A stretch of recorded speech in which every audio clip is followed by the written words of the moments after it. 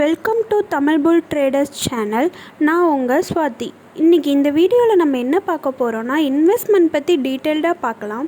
நம்ம லாஸ்ட் வீடியோவில் இன்வெஸ்ட்மெண்ட்னா என்ன, ட்ரேடிங்னா என்னென்னு பேசிக்ஸ் பார்த்துருந்தோம். அந்த வீடியோ நீங்கள் பார்க்கலன்னா கீழே டிஸ்கிரிப்ஷனில் இருக்க லிங்க்கை கிளிக் பண்ணி வாட்ச் பண்ணுங்கள். உங்களுக்கு ஒரு டீட்டெயில்டான ஐடியா கிடைக்கும். இப்போ இன்வெஸ்ட்மெண்ட் பற்றி பார்க்கலாம். இப்போ இன்வெஸ்ட்மெண்ட்ங்கிறது லாங் டேர்மாகவும் இன்வெஸ்ட் பண்ணிக்கலாம், ஷார்ட் டேர்மாகவும் இன்வெஸ்ட் பண்ணிக்கலாம். இப்போ உங்ககிட்ட ஒரு 1,00,000 இருக்குது, அதை நீங்கள் பீரோவில் வச்சுருக்கீங்க அப்படின்னா, ஒரு 10 வருஷம் கழித்து பார்த்தீங்கன்னா அந்த 1,00,000 அப்படியே தான் இருக்கும். ஆனால் அதோட மதிப்புன்னு பார்த்தீங்கன்னா ஒரு 60,000 அந்த மாதிரி குறைஞ்சிருக்கும். இப்போ ஃபஸ்ட்லாம் பெட்ரோல் பார்த்திங்கன்னா உங்களுக்கு 50 ரூபாயிலே 1 லிட்டர் பெட்ரோல் போட்டுக்கலாம். இப்போல்லாம் பார்த்திங்கன்னா 100 ரூபாய்க்கு மேலே தான் பெட்ரோலே போட முடியும். ஸோ நம்ம பணத்தோட வேல்யூவை இன்க்ரீஸ் பண்ணணுன்னா நம்ம இன்வெஸ்ட்மெண்ட் பண்ணுறது தான் ஒரு பெஸ்ட் ஐடியாவாக இருக்கும். இப்போ இன்வெஸ்ட்மெண்ட் பற்றி பார்க்கலாம். அதில் நிறைய டைப்ஸ் இருக்குது. அதில் ஒரு 3 டைப்ஸை பற்றி இன்றைக்கி நம்ம இந்த வீடியோவில் பார்க்கலாம். First investment stock market investment, அடுத்தது மியூச்சுவல் ஃபண்ட்ஸ், அடுத்தது பாண்ட்ஸ்.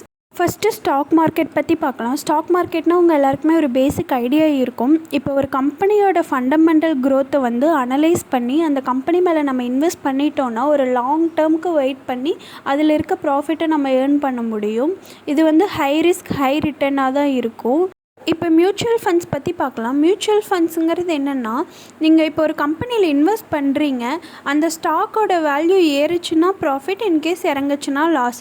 நீங்கள் உங்களோட மொத்த பணத்தையும் ஒரே ஸ்டாக்கில் இன்வெஸ்ட் பண்ணிங்கன்னா உங்களுக்கு அதோட ப்ராஃபிட் அண்ட் லாஸ் இருக்கும். இதுவே உங்கள் பணத்தை நீங்கள் ஒரு 50 கம்பெனியில் பிரித்து இன்வெஸ்ட் பண்ணிங்க அப்படின்னா, ஒரு கம்பெனி இறங்குனா கூட இன்னொரு கம்பெனி உங்களுக்கு ப்ராஃபிட்டில் வரும். நமக்கு ஓவராலாக ப்ராஃபிட்டில் வரும். அதுதான் மியூச்சுவல் ஃபண்ட்ஸ் பண்ணுறாங்க. நீங்கள் நல்ல க்ரோத் இருக்க மியூச்சுவல் ஃபண்ட் கம்பெனியாக பார்த்து இன்வெஸ்ட் பண்ணிட்டீங்கன்னா அவங்க உங்களோட பணத்தை ஸ்ப்ளிட் பண்ணி இன்வெஸ்ட் பண்ணி உங்களுக்கு ப்ராஃபிட் பண்ணி கொடுப்பாங்க. இது 2 டைப்பாக பண்ணலாம். எஸ்ஐபி, லம்சம்னு 2 ஆப்ஷன் இருக்குது. எஸ்ஐபினா நீங்கள் மந்த்லி 500,000 அந்த மாதிரி பே பண்ணிக்கலாம்.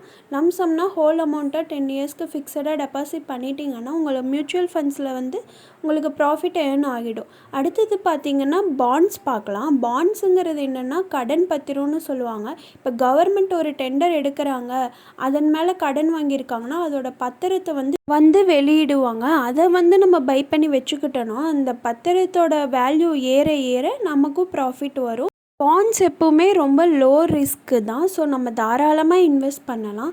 இந்த மாதிரி நீங்கள் இன்வெஸ்ட் பண்ணி உங்களோட பணத்தோட வேல்யூவை இன்க்ரீஸ் பண்ணிக்கலாம். இந்த வீடியோ உங்களுக்கு பிடிச்சிருந்ததுன்னா லைக் பண்ணுங்கள், ஷேர் பண்ணுங்கள், சப்ஸ்கிரைப் பண்ணுங்கள். மறக்காமல் கீழே இருக்க பெல் பட்டனை கிளிக் பண்ணுங்கள். அப்போ தான் நான் போடுற அடுத்தடுத்த வீடியோஸ் உங்களுக்கு நோட்டிஃபிகேஷனில் காமிக்கும். தேங்க்யூ ஃபார் வாட்சிங்.